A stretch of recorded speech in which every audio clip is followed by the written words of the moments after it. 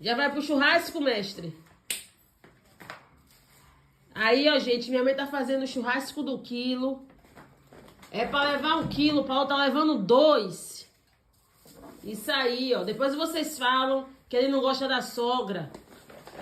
Imagine só se não gostasse. Tá certo, certíssimo.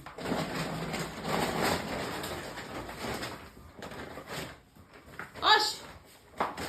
A outra sacola, rapaz. Vai levar essa? E essa tem o que aí dentro, velho? 2 quilos de sal. Oxe! É pra levar carne, não é sal não, Paulo? Você vai tomar panelada, rapaz.